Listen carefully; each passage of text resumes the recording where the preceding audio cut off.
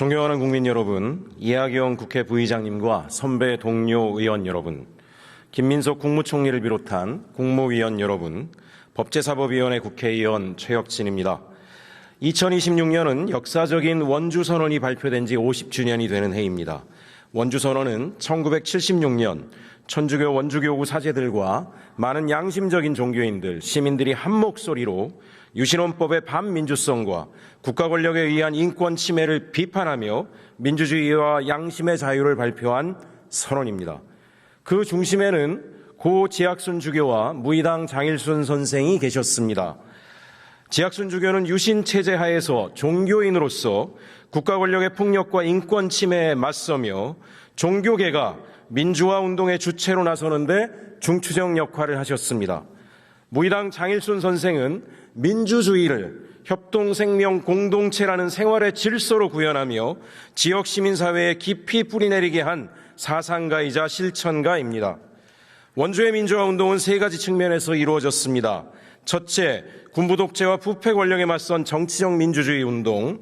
둘째, 생산, 소비, 노동, 금융 협동조합 등의 결사와 공동체를 통해 노동자, 농민, 소상공인들의 권익을 증진하고 서민들의 삶의 질을 개선하고자 한 경제적 민주주의 운동.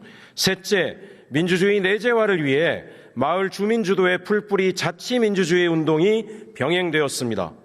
원주선언이 발표된 지 50년이 지났지만 이 세 가지 과제는 지금 내란을 극복하고 심화되는 불평등과 격차를 해소해야 하는 우리에게 여전히 중요한 과제로 남아 있습니다. 우리는 무너진 헌정 질서를 회복하고 더 강한 정치적 민주주의의 기반을 만들어내야 합니다. 기본 사회 실현과 사회연대 경제를 통해 모든 이에게 실질적인 기회를 보장하는 경제사회적 민주주의를 실현해야 합니다. 촛불과 응원봉으로 민주주의를 지켜낸 시민사회의 활력을 더 강화하기 위해 풀뿌리 자치민주주의를 일상에서 더 강하게 실현해야 합니다. 통일교, 신천지 등 정교유착 세력이 국정농단의 중심에 선 오늘의 현실에서 종교계가 중심이 되어 사회적 약자를 대변하고 사회 정의를 위해 앞장섰던 원주의 역사는 우리에게 깊은 성찰의 계기가 되고 있습니다. 저는 원주민주화운동의 역사적 경험이 국민주권 정부에서 다시 해석되고 조명되기를 기대하며 오늘 대정부 질의를 시작하겠습니다. 총리님 앞으로 나와 주십시오.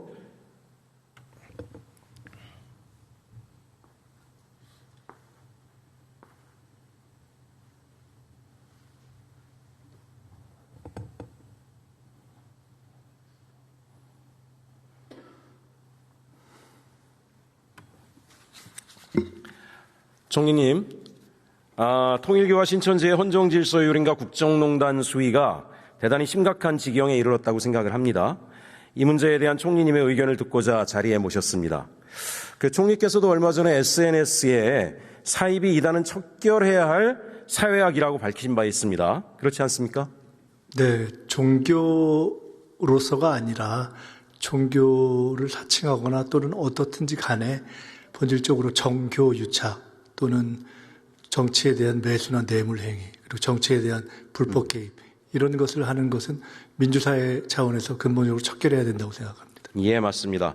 지금 통일교와 신천지 문제를 심각하게 보는 이유는 김건희, 권성동 등 일부 권력층에게 뇌물을 주고 청탁을 했다는 개인적 비위의 선을 넘어섰다고 생각하기 때문 아닙니까? 이들의 정치 권력에 대한 조직적인 개입, 대한민국 헌법 질서 자체를 유린하고 이를 통해서 막대한 사익까지 추구하려고 했습니다. 보도에 보니까 국민의힘에는 통일교, 신천지 등에서 최소 15만 명 이상이 조직적으로 가입을 했고 지난 대선과 당내 경선은 물론이고 최근에는 검찰에 대한 청탁, 심지어 한국보훈복지의료공단 등 공공기관 운영에까지 관여한 정황도 드러나고 있습니다. 총리께서도 이런 사실을 알고 계시죠? 제가 직접 확인하거나 현재까지 어떤 객관적 조사를 통해서 확인된 바는 없기 때문에 저도 이러저러한 보도가 나온 것을 접한 정도 수준입니다만은 어떤 불법의 어떤 접근할 수 있는 여지가 있다면 그걸 가지고 철저하게 조사나 수사를 통해서 정당이 어디이냐를 떠나서 근절되어야 될 문제라고 생각합니다. 예, 이런 상황이 수사와 언론을 통해서 좀 구체적으로 알려지고 사법적인 조치까지 진행되고 있음에도 국민의힘은 지금 이 중대한 문제를 좀 외면하고 있습니다. 국민 앞에 사죄나 반성도 안 하고 있고 사실을 제대로 공개도 안 하고 있습니다. 통일교 신천지 관련 당원들에 대해서 제명조차 못하고 있습니다. 저는 이제 이 정도 되면 이 정당의 당명은 더 이상 국민의힘이 아니라고 생각합니다. 통일교의 힘, 신천지의 힘이라고 부르는 게 적절하지 않을 것까지 생각하고 있는데요. 총리님 생각은 어떠십니까? 제가 답하기는 조금 어려운 사안이라고 생각합니다. 예, 총리님, 현재 합수본에서 수사가 진행되고 있지 않습니까? 네. 그런데 제가 우려하는 게 있습니다. 제가 몇몇 분들한테 말씀을 들으니까 이 통일교 신천지는 수사를 두려워하지 않는답니다. 수사를 하게 되면 몇 사람을 꼬리 자르기 형태로 감옥에 보내고 그 사람들 나오고 나면 그동안 축적한 재산으로 평생 먹고 살 거 주고 그런 식으로 이 국면을 넘어가려고 한다 그럽니다. 제가 볼 때 이 통일교 신천지가 가장 두려워하는 것은 이 사람들이 정교 유착과 각종 편법으로 그동안 축제한 막대한 이 재산을 국가에 환수당하는 이런 확고한 조치를 가장 두려워한다라고 들었습니다. 저는 얼마 전에 언론을 통해서 통일교가 최근에 강남에 있는 1,600억짜리 빌딩을 급하게 매각했다라고 하는 소식도 들었는데요. 이게 아마 그런 두려움 때문에 이런 일이 벌어지고 있다라고 생각을 합니다. 그래서 저는 얼마 전에 법안까지 지금 발의를 했습니다. 민법을 개정해서 합수본의 수사와 병행해서 통일교 신천지가 명백하게 정교 분리의 원칙을 위배하고 반복적으로 불법적 행위를 할 경우에 해산과 동시에 그 재산을 국고에 환수해서 다시 공익적 목적에 쓰게 하는 법안을 발의한 바 있는데요. 총리께서 척결이란 표현을 사용하신 것도 저는 이러한 단호한 조치가 있어야 이런 일이 재발되지 않는다라는 나름의 생각에서 하신 게 아닌가 싶은데 총리께서 어떻게 생각하십니까? 취지는 제가 동의하는 바고요. 네. 그것을 구체적으로 실현하는 방법에 있어서 몰수, 그러니까 어떠한 것을 원인과 이유로 몰수까지 행할 수 있는가라는 부분에 대한 법리들이 좀 정리된다는 전제하에서 저는 취지에는 동의한다는 말씀을 드립니다. 예, 총리님.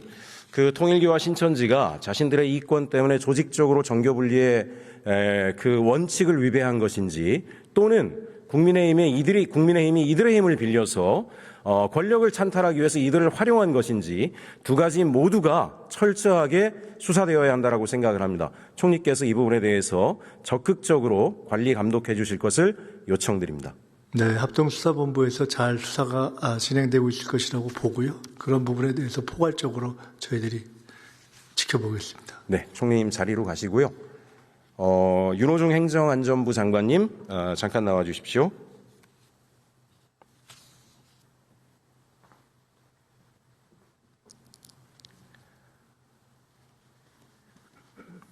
네. 장관님, 경북 영주에 가면 할매 묵공장, 할배 목공소라는 곳이 있답니다. 들어보셨습니까? 네, 듣질 못했습니다. 예, 여기가 인구 초고령 지역이고, 지방 소멸 위기가 심각한 곳인데, 80 노인네 분들이 모이셔가지고 사회적 협동조합을 만들어서, 묵을 만들어서 1년에 매출 1억을 올린답니다. 그 수익금을 가지고 또 동네에 혼자 사시는 노인분들을 돌보고 집수리까지 있다라고 합니다. 대단한 일 아닙니까? 네, 대단히 훌륭한 일이라고 생각합니다. 그리고 이제 고용이 가장 어렵다라고 하는 게 발달장애인인데요. 그 발달장애의 고용을 위해서 일하는 베어베타라는 사회적 기업이 있다라고 합니다. 이 부분에 대해서는 혹시 들어보셨습니까? 예, 들어본 적이 있습니다. 예. 제가 깜짝 놀란 게 지난 몇 년 사이에 1,000명 가까운 일자리를 만들어냈고 이 발달장애인 중에 80%가 정규직이라고 합니다. 장관님, 이보다 멋진 혁신이 있습니까? 저는 가장 어려운 처지에 있는 우리 국민들이 이웃과 마을과 지역사회를 위해서 서로 협동하고 연대해서 일자리 만들고 소득 올리고 또 그 이익으로 더 어려운 이웃을 보살피는 이런 모습이 최고의 혁신이 아니면 도대체 뭐가 혁신이겠습니까? 네, 우리나라를 기본사회로 끌고 가는 아주 바탕이 되는 이 동력이라고 생각을 합니다. 우리가 이런 것을 사회연대 경제라고 부르는데요. 그리고 유엔도 지금 사회연대 경제를 활성화하라고 전 세계 각국에게 권고한 것에 대해서는 주무부처로서 잘 알고 계시죠? 네, 지난해가 제2의 세계 협동조합의 해이기도 했습니다. 그런데 왜 도대체 이 사회연대 경제기본법은 통과가 안 되고 있는 것입니까? 네, 제가 세 차례에 걸쳐서 대표 발의를 한 적도 있는데요. 예. 예, 지금까지 안타깝게도 통과가 되지 못하고 있습니다. 제가 행정안전부 장관이 되면서 행안부에서 주무부처의 네. 역할을 맡게 되었습니다. 최대한 노력을 해서 사회연대경제기본법이 통과될 수 있도록 최선을 다하겠습니다. 우리 여야 의원님들께도 부탁을 드리는 바입니다. 19대 국회에서 여야 의원 67명이 공동 발의하지 않았습니까? 네. 10년이 지났습니다. 우리 국민들이 IMF 때 금도 모아주고 실직당하는 그 상황에 거리에 내몰리면서도 그걸 참고 나가서 뭐 했습니까? 협동조합 만들고 사회적 기업 만들면서 우리가 힘을 모아서 살아보자라고 했는데 정부가 도와주지는 못할 망정, 국회가 그 기반을 만들지는 못할 망정, 어떻게 이렇게 장시간 동안 입법조차 안 해준다라고 하는 것을 저는 도무지 납득할 수가 없습니다. 국민의힘이 계속해서 반대한다라는 것을 알고 있습니다. 사회라는 표현, 연대라는 표현을 이것에 대해서 사회주의라느니 빨갱이라느니 이런 말까지 하고 있다는 말도 전해 들었습니다. 그럼 대한민국의 사회복지는 사회주의 복지입니까? 사회보장은 사회주의 보장입니까? 예, 사회기본권은 사회주의 기본권입니까? 이런 말도 안 되는 논리를 가지고 계속해서 반대하는 것에 대해서 장관님 도대체 언제까지 여야 간의 협의를 통해서 법을 통과시킨다는 그런 말로 이 상황들을 면피할 수 있겠는가? 저는 이제는 장관님께서 직접 나서셔가지고요. 특히 민주당 의원, 범여권 의원들이 힘을 모아서라도 국민을 위해서 법적 토대를 만들어야 된다고 생각하는데 장관님 어떻게 생각하십니까? 네, 최선을 다하겠습니다. 예. 기본사회도 행정안전부가 주무부처 아닙니까? 예, 그렇습니다. 국민들이 많이 불안해합니다. AI 디지털 전환이 되면 일자리가 더 없어질까봐, 불평등과 격차가 더 확대가 될까봐. 그럼 우리는 어떻게 대한민국에서 살아가지? 이분들이 군대도 갔다 와서 산업화를 일군 이분들이 노후에 내가 과연 자식도 안 돌보는 이 사회에서 누가 나를 돌볼까 걱정이 많습니다. 저는 기본사회도 국민의힘이 그다지 적극 협조할 거라고 생각하지 않습니다. 국민의힘은 제가 보면 민생 관련된 정책을 우리 국민주권 정부가 성공하기를 원치 않아요.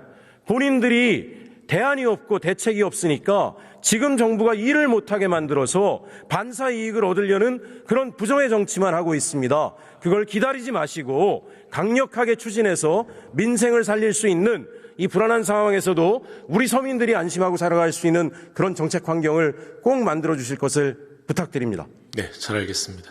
예, 장관님 자리에 들어가셔도 되고요. 정성호 법무부 장관님 잠깐 모시겠습니다.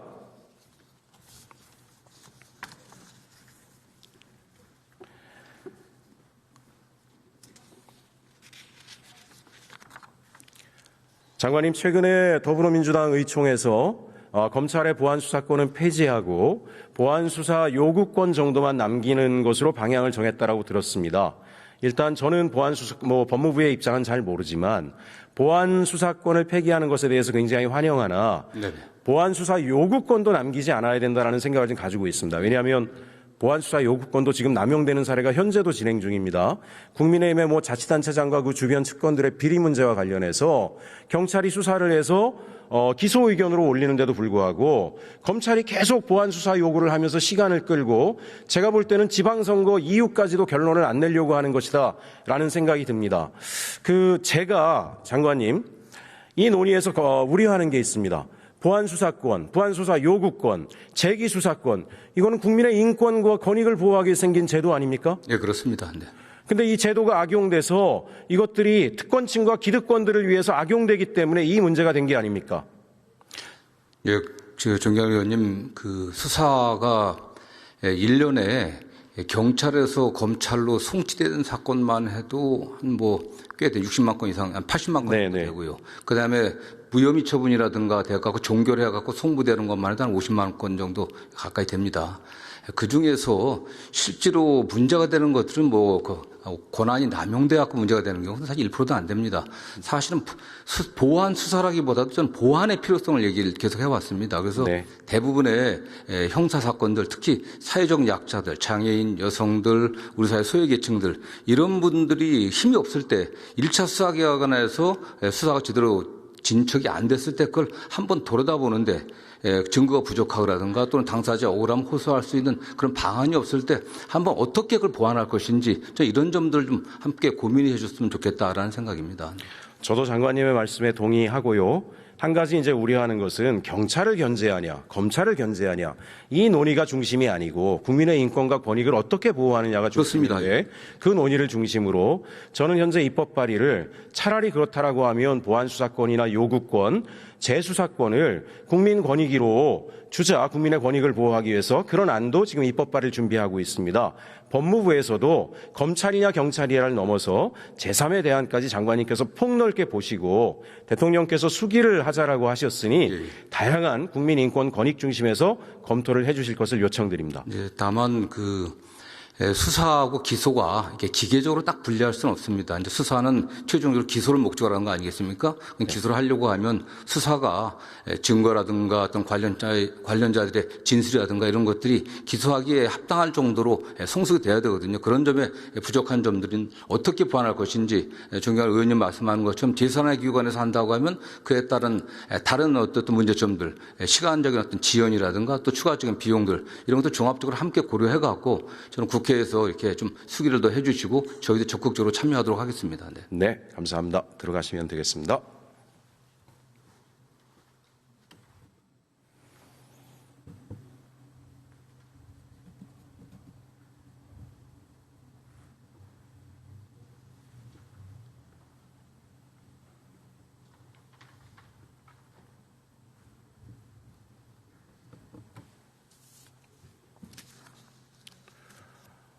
(50년) 전 1976년 원주에서 1980년 광주에서 1987년 전국의 청년 학생들로 이어진 민주주의의 역사는 박근혜 탄핵의 촛불 내란에 맞서 싸운 의원동의 힘으로 이어져 대한민국의 민주주의를 지켜냈습니다.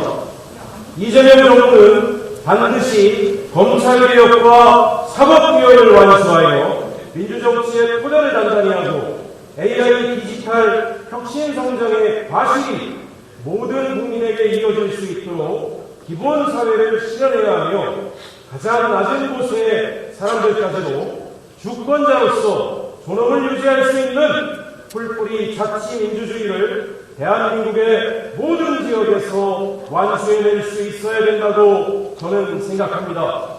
우리는 느슨해지면 안 됩니다. 지역의 많은 소상공인 점포들이 문을 닫고 서민들이 이 추운 겨울을 가슴 아프게 보내고 있습니다. 다시 결의를 가져야 합니다. 내란 세력을 반드시 쫓겨나고 대한민국의 민주주의를 바로 세우며 반성 없는 국민의힘을 해체하고 국민을 우롱하는 조희대 대법원장을 탄핵하고 이재명 정부의 성공을 반드시 이뤄내야 됩니다.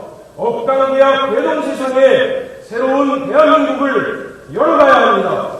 저도 국회의원으로서 국민주권 정부의 성공과 대한민국의 새로운 번영에 입법적, 제도적 초석을 다지기 위해 온 힘을 다하겠습니다. 감사합니다.